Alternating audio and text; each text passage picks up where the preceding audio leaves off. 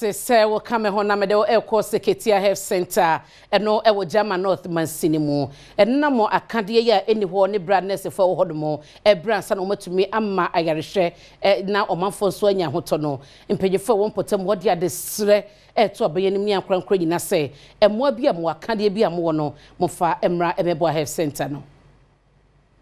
Seketia Health Centre ewo German North Mansini emu na adwumayefo honom no ensema wodi atodwa ene se enam se wonmo ehweda eni adan dodo na inte no se obi yare na se ne yade no foforo kra betumi anya bia omudi omu nyina agudan baako emu. You said the emergency ward. So when that one happens, we isolate the person in the emergency ward, screen them, and then refer to the referral center. That is a Sampa government hospital. Then after which we disinfect the bed and then the emergency ward for onward use, which is actually not,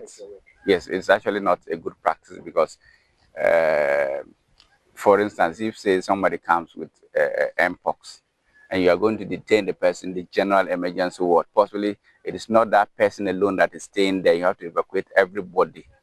from that ward and put them inside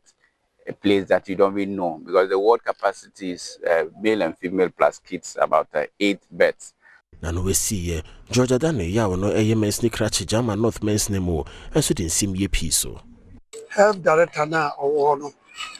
at the aba assembly. Na no assembly kwa asetena no ya consider many projects egusu ayebeye no 2026. Na sa how na ewo Seketia no ye de aka budget no ho a ya menya aduma 2026 yesima sa awoye ebeboaye ma yeyi afrim na efa yedu so no eye Premtobre Kasee ye de to so ye basisia